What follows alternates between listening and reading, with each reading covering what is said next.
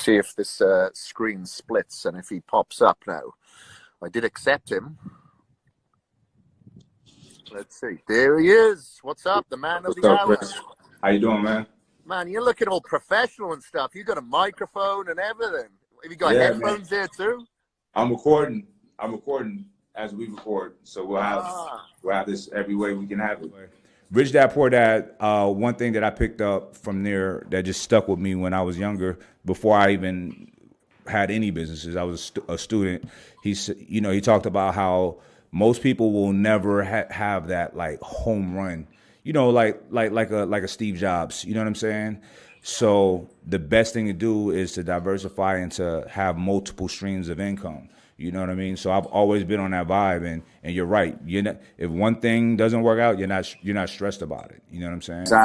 Exactly. Man, that book is so awesome. I like the fleet of those books. I know there's a lot of it is repetitive, but sometimes that's good. You need the repetitive nature for you to go, okay, now I understand. That's my tipping point. I'm going to go ahead and do it. And that's the book that my father read many years ago when we were living on a farm in Wales, and that was the book that gave him the tipping point to invest in his first property. Then 10 years later, he had 50 properties and no longer worked on the farm, all because of that book. That's awesome. Hey, Kris, I want to say this, man. You're one of my favorite people, right? But what? You just one of my favorite people, man. Like, I meet some dope ass people, you know what I mean? And, being in the position I'm in, that we're in, and you're one of them. It's a handful of people that I really fucking love, man, and you're one of them. We don't see each other much, but you're my fucking guy. Like, that's real. Fills my heart, man. It really fills my heart. Thank you so much. And you know what? Like, this is the one thing that I love about that connection that we obviously have, is that, my best people in the world and my favorite people and my best friends and my long-term friends are the people that I don't connect with all the time. But it's like, we don't count we're not counting the reps. We're making those reps count. You know what I mean? Quality, right. And I'm sure if we were around each other more, it would still be good, because, like, say for instance, my business partner Sean, that's my guy too. Like, I love this guy to death.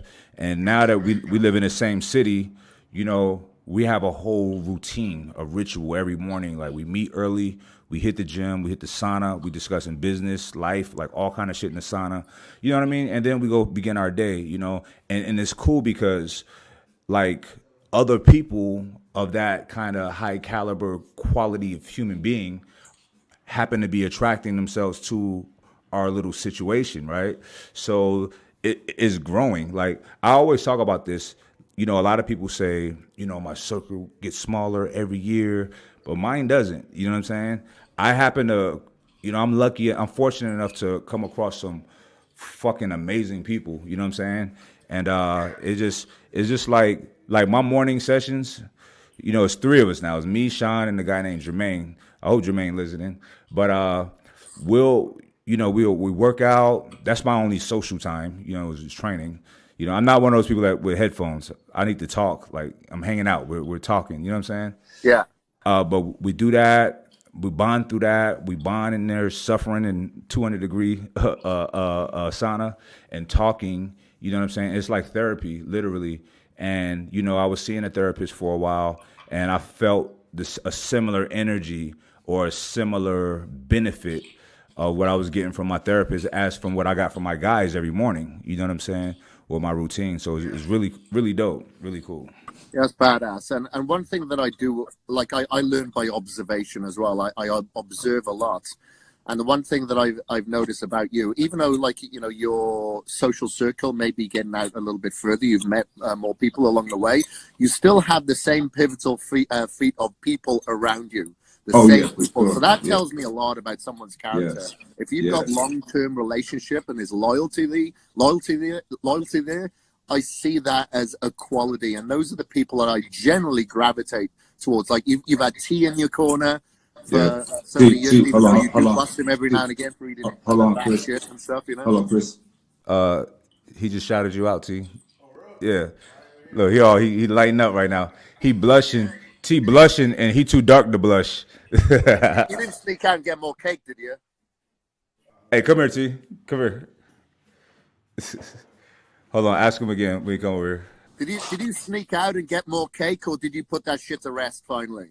He said, "Did you sneak out and get more cake?" I'll take the fifth.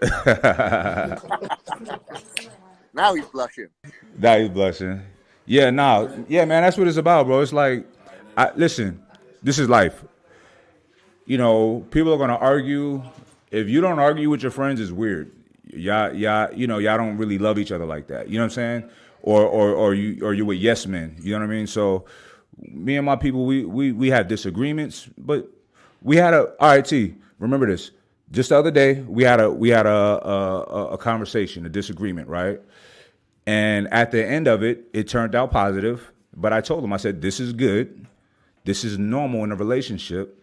There's always going to be some conflict at some point.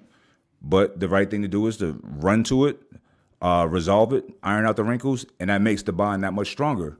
So the next time we have something, we'll get through it easier. You know what I'm saying? Because that's life. You're not going to go through life without conflict. It's not a thing. Exactly. They say friendships are bonded sometimes through suffering, even stronger. You know, it's like, when I plug myself into the social pipeline of the endurance world, there's a lot of us out there suffering together. But I found that it created a bond that you usually wouldn't have anything in common with these people. But then all of a sudden, it was the suffering that was the bond that held us together. That was the common denominator. That's the same in boxing, bro. When you spar someone, I'm gonna send a shout out to a guy named Trevor McCumbee. He's an undefeated professional light heavyweight.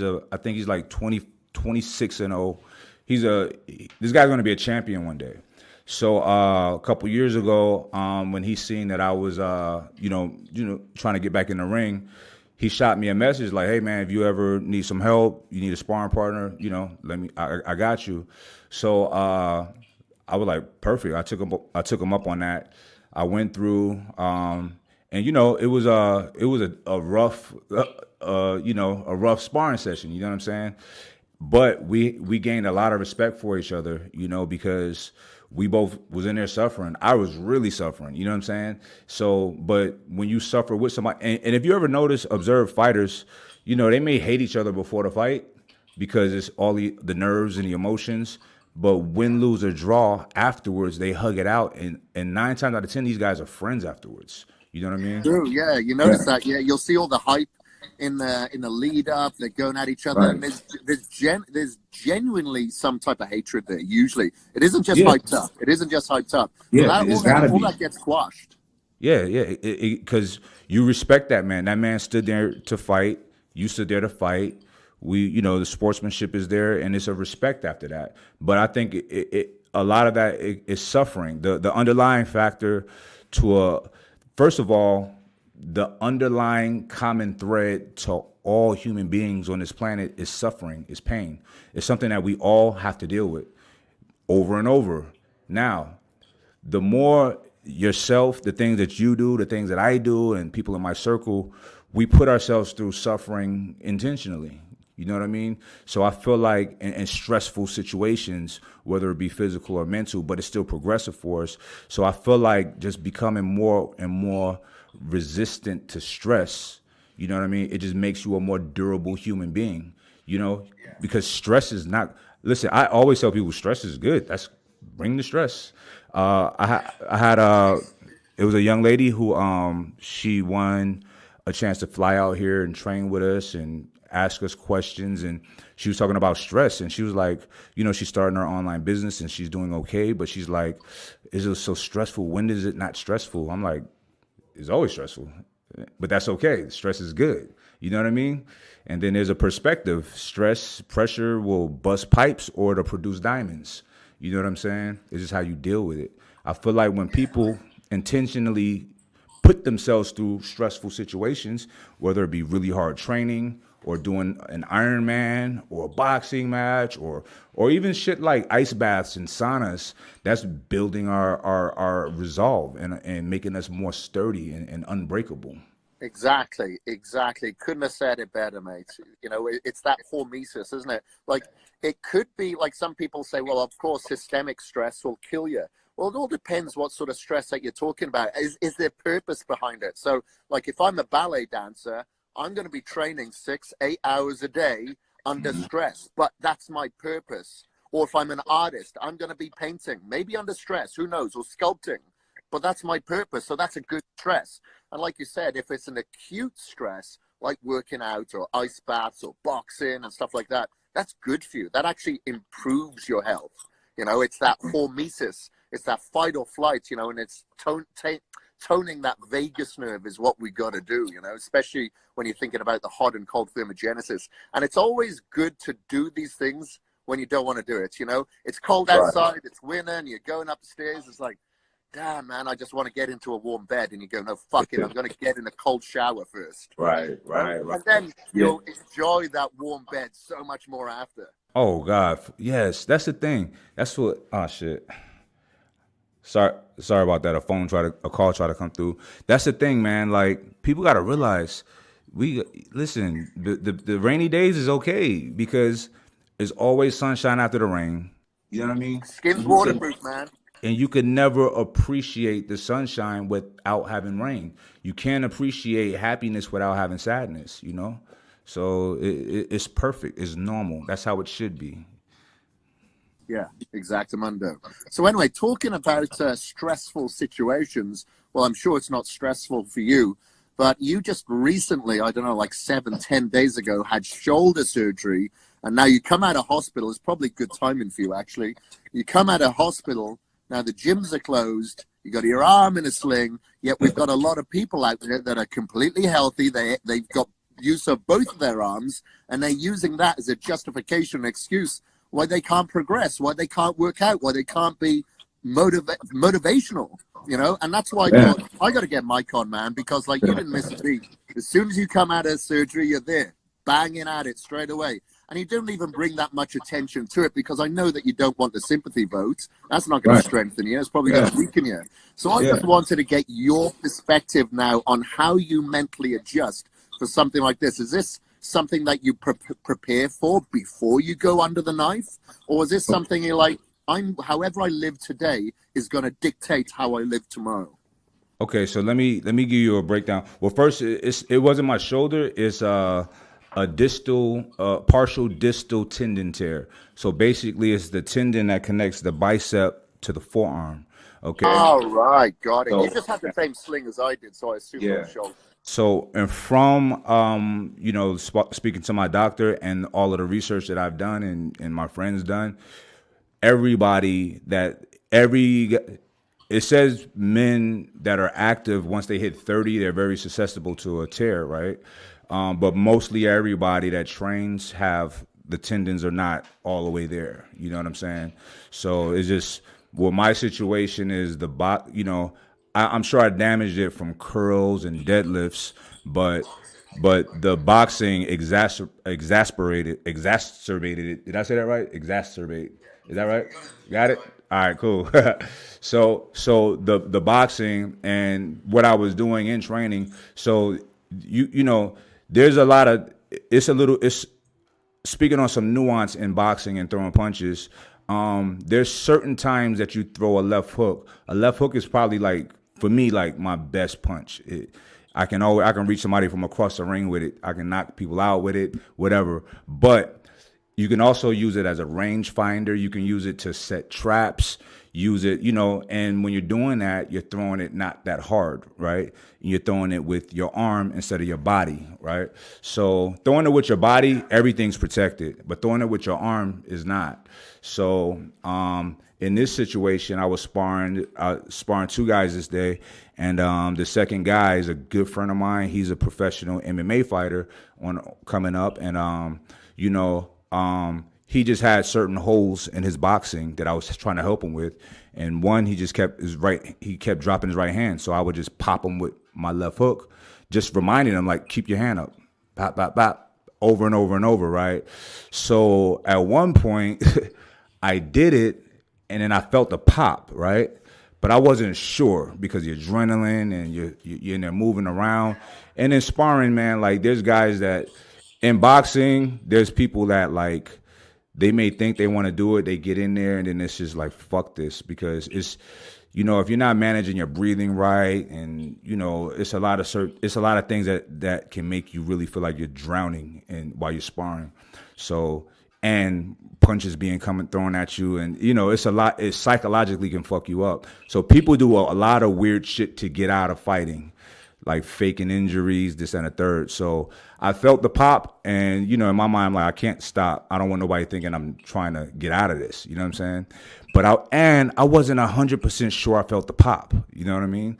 I'll send you the video after this. So in the tape, you'll see me kind of like stretch my arm out, like seeing if it hurts. You know what I'm saying? And it didn't. So I'm like, okay, moving around, slipping punches, and I throw a straight jab that lands. And that's significant, whether it lands or not, because if it doesn't land, I hyperextend, okay? And it further tears that tendon. So it lands, I feel nothing. So I'm thinking I'm good. We mix it up again, and I hit him with another clean left hook. Bow. And at that point, oh my God, the pain was crazy. It was just a loud pain. Like no sound, but the pain was loud. You know what I mean?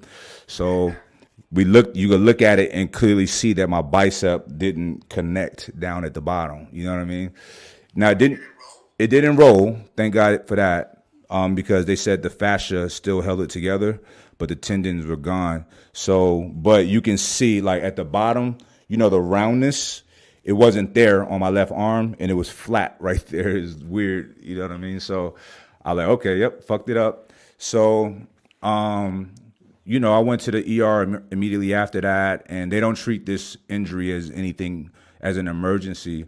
But my assistant is smarter than me, because I was going to just go home, but she knew that, if you're a professional athlete, then they can make certain accommodations. So that's what they did, so that they got me in to see a specialist as soon as possible, which was, 2 days later? Yeah, like 2 days later. And, it was a waste of time because this guy is just not that good. So we looked around for another one, and we found a really good one. And then, he confirmed from the MRI that it was torn, and, he says there's a lot of blood in there, and he's, just showing me everything. So I'm like, all right, cool. Let's do this. Let's get it fixed. They said that, you don't have to have surgery to get it fixed, but it won't be as strong, and it might be kind of deformed. Right. And I'm like, no, I want it fixed. You know what I'm saying? Like if you're a sedentary individual, and you're not active, you're an athlete, then you could probably get away with it. But you ain't slowing down anytime soon, so you have to have it done. And they said most people don't get it fixed, but they're older or whatever, or they're not active. So I'm like, I need my shit right. So so leading up to it, I was like, it is what it is. I'm not gonna lie, the week of, I was bummed out because I wanted to fight and I was feeling so good, But also it was my birthday weekend, and I wanted to, do something with my friends. And they was treating me to a trip to Mexico. So I was like, I'm not going because, the operation was scheduled like Wednesday after my birthday weekend. So I don't really want to go like this. But after a couple of days, I was like, fuck it. I'm okay. I'll go. So I went, and, I was limited. I couldn't jump in the river, you know what I mean? And all of the fun stuff that everybody was doing, but I still enjoyed it, And my father, he planted a lot of seeds in me, man, that grew. And one of the seeds that he planted in me at an early age was, he said, look, like, character is not built when everything is smooth and peachy. You know what I'm saying? That's easy. Everybody's nice when they got money in the bank. Everybody's nice when everything's running smooth. He said, you build and develop character when you're going through shit, hard times, right? He said, that's when you be positive, you don't complain, you don't, you be nice to people, extra nice, you know what I'm saying? And whatever your issue is, you just dig yourself out of it. That's it. Because life doesn't give a shit if you're not feeling good today. You know what I'm saying?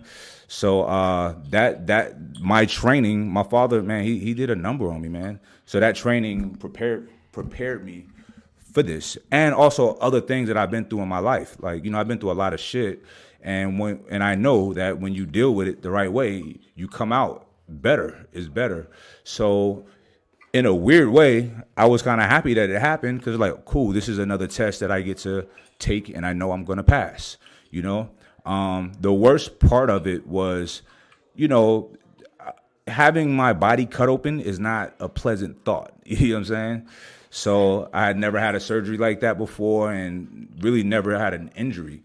So just the terror in my mind, knowing that I'm going to be sedated and they're going to cut me open, you know what I mean? Kind of like creeped me out. But I also knew that, you know what? As soon as that anesthesia hit, I'm going to just wake up fixed. You know what I'm saying? So, did you have any pictures taken of the surgery that you saw after when you came around? of the surgery, did you have pictures? She took pictures of after they undressed it. They undressed it yesterday. Actually, was it yesterday or Monday? He took the. I had this. It's the weirdest shit. When you were under anesthetic, like when I had my shoulder surgery, I had pictures taken. They're showing the reattachments and all that sort of stuff. Oh, with my arm up, arm up here, and I'm just obviously just out. Looking back at that is surreal. It's weird. It's like, oh my God, that's what happened. Because obviously it's just a blackout part of your day. Yeah. And the next thing you know, it's like, wow, okay, now I'm kind of hurting. But you see those pictures, it's surreal. Yeah, I didn't see that. Did you ask them for that, or did they? I asked them to take pictures. Of course, we need content, man. Right. I should have. I didn't even think of that. I didn't. But go back and ask him again, man. Go get it done again. Okay, I'm not gonna do that, but but nah, man. But it was cool, man. Like, and people keep hitting me like, "Hey, man, I hope you can get better." I'm like, look, I'm good. I'm fine. I'm normal. Don't. I don't want that. It's not that I don't need it. I don't want it. With you 100%. I know how that feels. You know what I'm saying? I don't want it. I'm good. You still see me training. You still see me. I drive. I train. I'm working. I'm shooting content. Look, I'm normal. It's all good. So, yeah, this is nothing. This is a small thing. It's people going through way worse than me. I would be a pussy and an asshole if I sat here and acted depressed and complained about this when there's people missing fucking limbs. You know what I'm saying? Exactly. So that's why I wanted to bring this to perspective as well and ask you as well. How do you help the people out there that have no frigging complaints? They've got their limbs. They can work out. They can still pursue what they had before this frigging quarantine and whatever, And they're saying, dude, I can't get in shape now. I was halfway through some sort of training program, but now this happened. What the fuck am I going to do? There's a lot of complaints out there. How are you attacking that now, coming from your perspective? Well, I'm still doing content, allowing them to see me training, right? I do have a small setup at home. I'm actually going to be doing content today, letting people know, like, yo, you can order, like, with one pair of dumbbells, you can get a lot of shit done. You can get that on OfferUp or Amazon for cheap. You know what I'm saying? So that's all you need. You don't need a whole gym. But I actually also, like, I've been doing these challenges for a couple years now, and my challenges just so happen to be all at-home workouts, body weight stuff. You know what I'm saying? So my online people, I modified what I'm giving them every day. I still give them the gym workouts, but I'm also giving them home workouts as well.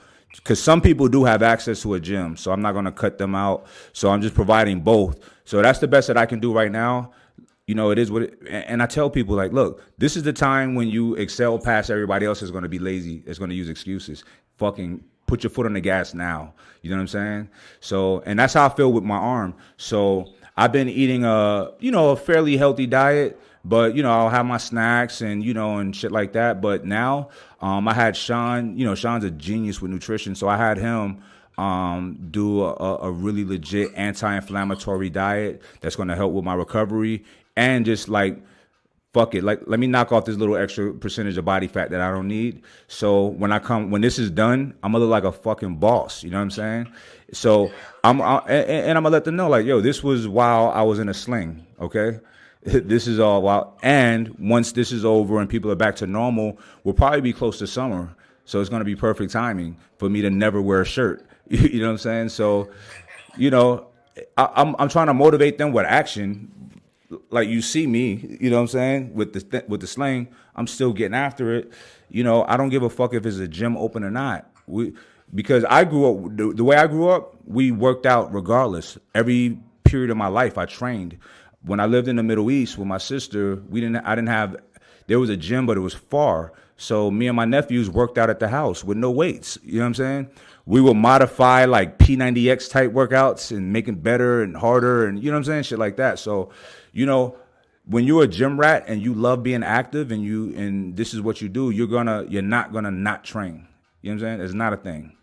Yeah, exactly. You just got to take your PRs from maybe hitting your PR bench and squat to something else. If your PR is bringing your body fat down, that's it. Like I was on my bike this morning. I've got a bike is called Carol. I could have to send you a link to this. It's like an AR Carol. It's like an AR bike, artificial intelligence, and AI. And it's friggin' awesome. Like my best ever power wattage was 788. I got to 800 today, and then I blew it again and got 825. You know, I'm like, I'm just taking my PRs from something else to another awesome area now. You'll continue to evolve. So when you do come out of this, hey man, I achieved something every fucking day. And it doesn't matter what it is. You know, like we said, you're just going to make those reps count, man. It's just all quality now, you know. And I did legs in the garage the other day. My freaking legs are sore, man. I did over 1,000 reps. You know, I'm just going at it. You know, and you got to think, okay, the muscle ain't necessarily knowing the number that's written on the bar, but it'll understand freaking intensity. Let's just see how much intensity you're willing to go through, you know. It's, I'm glad you said that. I'm putting together like I'm putting together like a survival guide, you know, quarantine survival guide. Like, just because maybe you don't have work at the moment, and I really apologize and I sympathize if you don't, but you still got to get up at the same time, man. You can't be snoozing. Get dressed, you know, don't be walking around in your jammies all day. Journal, meditate, go out to get a little bit of sunlight, even if it means just getting it from your window. You know, do some breath work, you know. There's so much that you can do to create that internal perspective of this oasis that we have right now. 100%, man. You said something that's so important, man. I be driving home to my online clients, so I'm super straight up with these people. You know, I see you. I'm sure you see it. I see it on social media now. Everybody's hopping on the bandwagon of, oh, you could do this at home. They pick up the remote and do curls, or, you know, it's just fucking bottle, you know, lunges with a backpack. I'm like, look, I tell them like this, like, look. You are not, unless you have weights at home, you're not going to get the same kind of work at home. I'm sorry. It's not going to happen. However, we can get some fucking legit work, right? We just have to modify the intensity, and there's certain variables that you change. So I got people doing like 3 and 4 movements at a time, like circuits, back to back to back to back. You know what I'm saying? Right. And then really short resting periods. It's got to be short because there's no weight. This is how we're going to make it difficult, make it taxing for you. You know what I'm saying? And then boom, back to back to back to back. I think, in my opinion, body weight workouts are harder than weight training workouts if you're doing it in the right intensity. See, the thing is intensity. So when I'm programming their workouts now, and I do this every day, like I literally program every day because it's usually what I'm doing. So in the notes, I'm putting in between, this is very important. You don't rest longer than 30 seconds on this one. It won't be as effective. I'm trying to really like let them know the intensity has to be there. You know what I'm saying? So it's not, because here's the thing, just going through, let's say you're a client and you go through and do the workout half-ass, right? Well, I worked out today. You didn't do shit today. You know what I'm saying? It does nothing for me if you do it or not. You know what I'm saying? If you're going to do it right. Don't waste your time. Get something out of it. You know what I mean? So yeah. So that's we think alike, man, and intensity is everything, bro. We are thinking exactly alike, because I'm doing the exact same thing. Like some of my clients, obviously, they're just not that fit. So maybe the rest period at the end of the circuit is like 45 seconds, but then the week after it comes down to 30. We increase that intensity, shortening the rest periods, you know, and it's the volume. And like, you know, I'm telling people, you've got, like you said, it has to be a fucking workout where you are dying at the end of it. You know, you've reached failure. You can't just say, hey, look, I went to Everest Base Camp and say that you did Everest. No, you didn't. You know, if 12 reps is your failure point and you stopped at 10, you didn't do a set. So it's the same sort of thing. I tell people, look, you got to treat this as if it's your normal workout. If you take a pre-workout, you take that pre-workout. Don't take your phone in there. You need to be focused on silence. If you are a person that usually gets distracted, make sure there's no distraction happening. That is your hour of your entire day. Treat it like any other. Right. Are you doing any weights? Do you have access to any weights right now? No, I don't. Actually, I do. I actually have like a hexagon bar. I have kettlebells. I got a punch bag there. I got a box, so I jump. I got a slam ball, and I got like a curved treadmill and this bike. But I'm doing a lot of circuits without it, you know? Right. So I've been lately I've been doing what's the bike called with the that kind of moves at the top? Peloton? Oh, you mean the assault bike? Yeah, I've been doing an assault bike, but just with my legs. Trying to do like 10 minutes straight, stuff like that. Bro, it gives me something for you, man. I got something for you to try on the air down. Like I did a tour with Ben Greenfield recently. Okay. That's awesome. Yeah, we were doing some seminars and we got some freaking crazy workouts in, bro. And our recovery after these circuits, which involved kettlebells and Spider-Man push-ups, and it was insane, man. I was trying not to throw up the entire time. But our recovery after every circuit was 5 minutes on the air down bike, but nasal breathing. And that's awesome, man. To take you from that sympathetic nervous state, parasympathetic nervous state, back into your sympathetic before you go at it again. Sorry, I got that the wrong way around. Going from your sympathetic back into your parasympathetic so you recover, and just nasal breathe, man. It's really, really good. I found that like from that 4th minute, I was like, wow, I'm recovered now. I've trained myself to do only nasal breathing with these kind of workouts, especially when I'm on a heavy bag hitting a boxing but on the bike or whatever. I'm only breathing through my nose. Yeah. So practice that a lot more because you're wearing your gum shield. Yeah, but I've been doing it it's just been a thing of mine. You know, when I learned about like the difference between mouth breathing and nose breathing, I was like, yeah, I'll never breathe. I try to never breathe through my mouth now, but especially in training, you know, because my thing is this, my thing is like to be able to have endurance, even if it's muscle endurance. Because the way I think and the way that my training has always been was how long can I do really difficult shit, right? Because you know, if I can boxing is 3-minute rounds, right? And 3 minutes may not sound like a lot to somebody who don't really get busy, but 3 minutes is a fucking eternity. Damn right. I was doing it on the weekend. So I try to do things. I do a lot of things timed. You know what I'm saying? Even me taking like shadow boxing with weights, like 5 to 10 pounds, and I'll shoot them straight in the air, just punching. A minute you feel like you're gonna die, you know what I'm saying? But a minute is legit because it's you'll never throw that many punches in a round, and your hands are not 10 pounds. You know what I'm saying? So, but I do all of that stuff breathing through my nose, man. I like to. Yes, that gives you a reserve tank as well. So if you're in a fight and you've just been so used to nasal breathing, that's your reserve. If you're going into the final rounds and you're starting to breathe and, you know, you've got the adrenaline pumping a little bit more because of the excitement, because you're actually in a fight, there's people watching, you've got that reserve because you've trained yourself. Right. Man, boxing is interesting, man, because it's like adrenaline you could be the most conditioned person, and if you allow the adrenaline to overcome you, you're gassed out immediately. So, right. So I'm gonna tell you, man, like, in 2018, when I got back in the ring, you know, in a professional manner, it was training or not, it was so foreign to me because, you know, the lights, the people, Chris, even little things like not having a shirt on, because in training, I'm always layered, you know what I mean? A sweat. So, and I never spar without a shirt on, you know what I'm saying? Having small gloves, like everything felt very dangerous and I felt very vulnerable. I felt like, imagine, I don't know, being on a battlefield butt naked. You know what I'm saying? That's how I felt, like with no protection. You know what I'm saying? So, however, I feel like my years of hard training, it had me prepared mentally to like, there's nobody around me. I didn't remember nothing. Walking out there, I can't hear people. I was just locked in and focused on this guy across the ring is going to try to hurt me, so I need to hurt him first.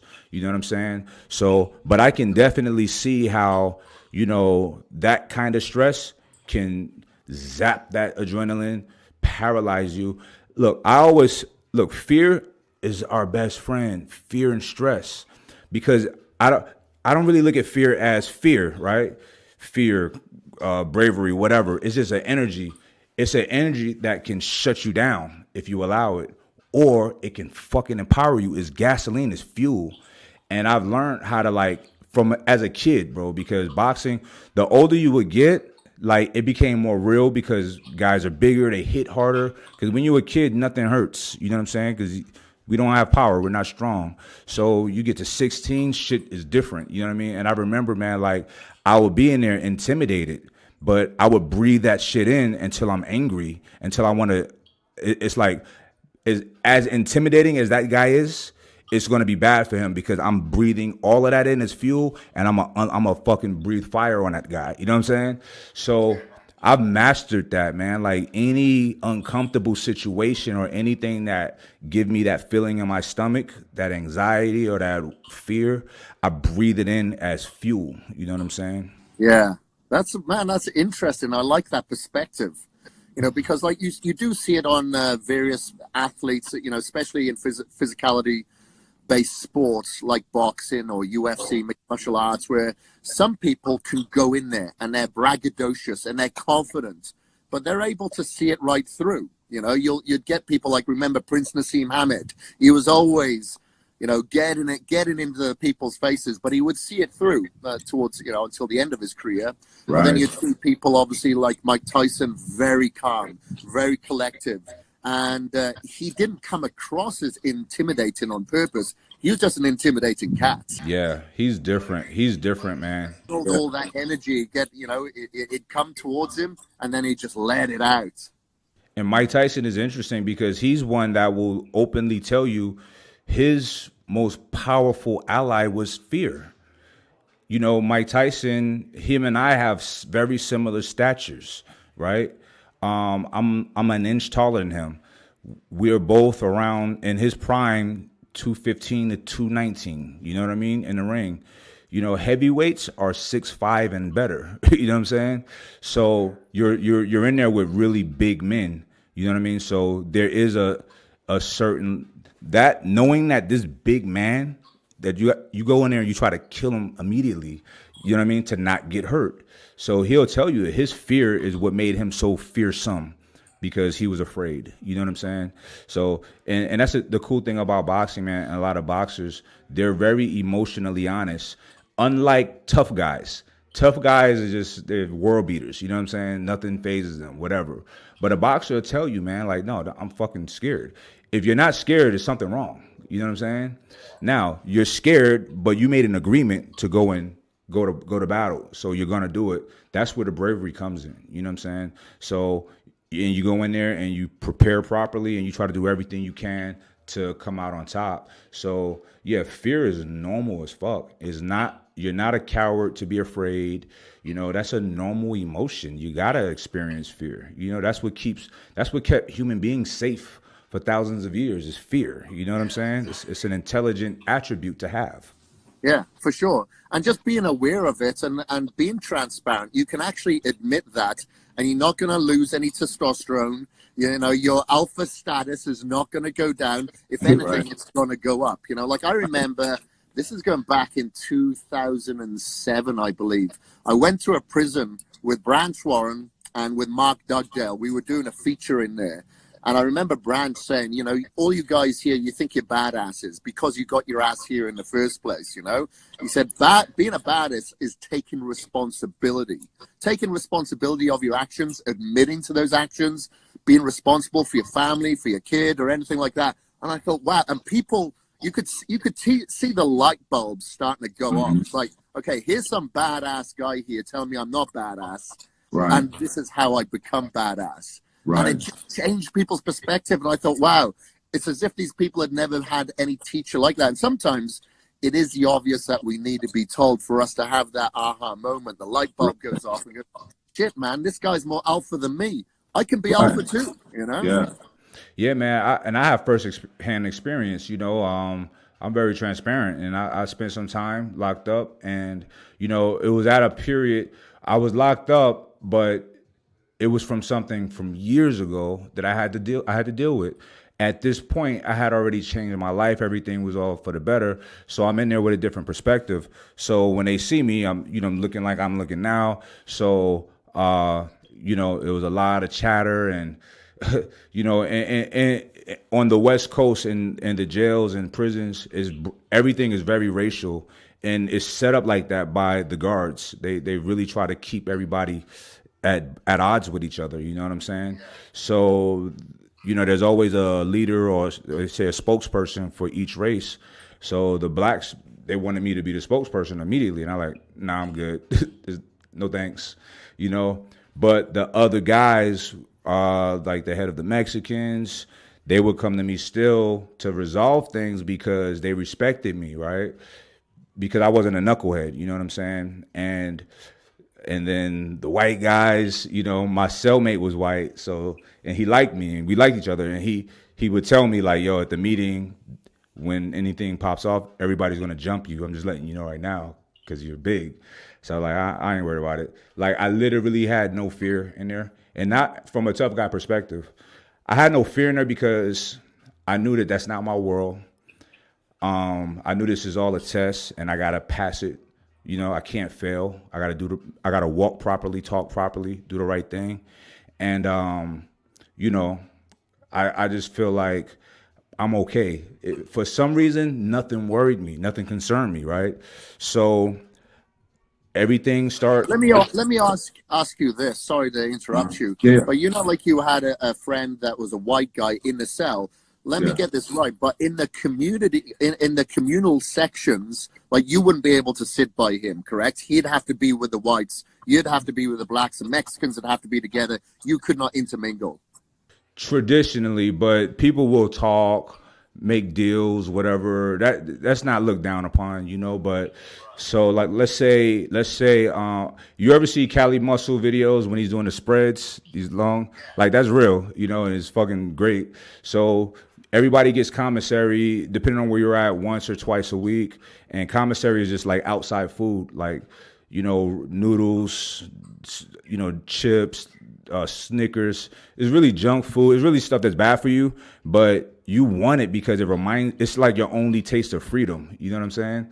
So what was traditional is like to make a spread, like, and it's like a big fucking delicious unhealthy burrito made of all kind of bullshit. You know what I'm saying?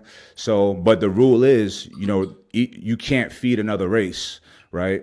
So I would so one day, and I had money, so I always had a bunch of food. So they would come to me to get the ingredients for the spread. So the guy, and this was the leader of the blacks, he was the leader technically, but they treated me as a leader. But I didn't accept that, you know what I mean? So anyway, he comes to me and like, all right, and I gave him the items, and he said, all right, so how many you want? I said, make me 2 and make my celly 2 as well. My celly is a white guy. And he was like, he sat there shocked, like, okay. And he went and did it, you know what I'm saying? And they say, like, what happens is nothing, it's normal, you know what I'm saying? But a lot of guys it's funny, Kris, because when I was in there, I felt like I was a counselor for people, you know what I'm saying? Because we be sitting there playing cards, playing chess, and then these two guys want to fight, and in jail, if you fight, you get put on lockdown. And sometimes, if the guards don't know who was fighting, nobody's going to tell who was fighting because you can't do that. So we'll all get on lockdown. On lockdown is lockdown. You're isolated, for however long, no sunlight, no phone calls, no nothing, right? So I said, you really want to sacrifice 30 days in a hole because he called you a name? Because he caught you cheating at cards? You know what I'm saying? Like, something simple and silly and trivial, but to people who just really don't know any better, it's profound. And it was like a light bulb went off in this guy's head, like, man, I didn't even think about that. And it sounds silly to us, but to that guy, that was like heavy. You know what I'm saying? To think, well, he did he called me a name, but I did violate the rules of our game. You know what I'm saying? It's just weird. But man, guys would be at my door. I'd be in my bunk in my cell, like just on the bed reading, and guys would be standing at my door with nothing to say but wanting to talk. You know what I'm saying? Just ask me anything, because there's no hope in there. And you have all of these people in there, man. The worst thing that you can do to somebody is give them boredom. You know what I'm saying?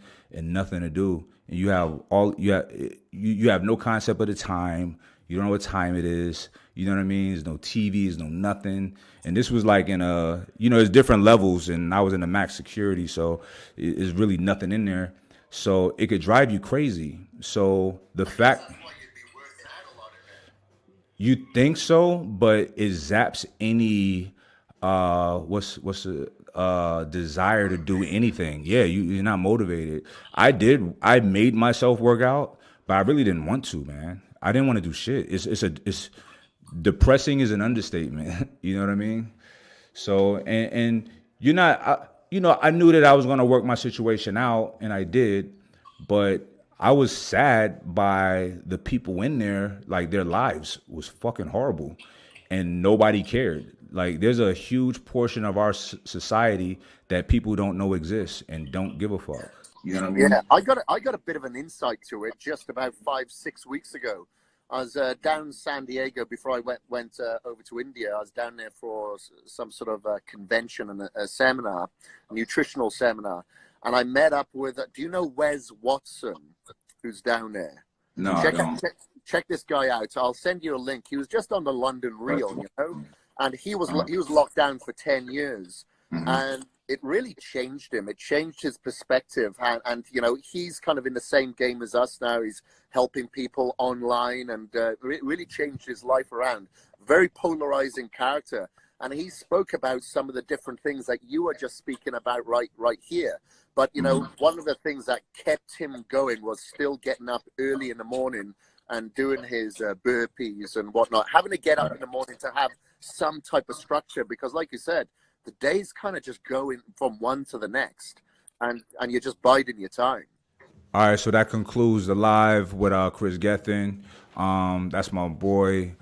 Whenever we talk, we build, man. I tend to connect the people that I connect with. The connection is heavy, is deep, So we didn't even scratch the surface of what we were supposed to talk about today, but maybe we'll do another one. Shout out to Kris Gethin. Y'all check him out. I own a sports nutrition company, and so does he. But I actually vouch for his, they do the same level of quality and control that we do. He's research based, and I actually use one of his products getting ready for my fight in 2018. So a lot of respect for Kris. That's my boy. But and he's a savage athlete, man. He's a stand-up dude. Anyway, hope y'all enjoyed it. If y'all like these talks, I'll share more of them. All right? Just let me know. We out of here. Peace.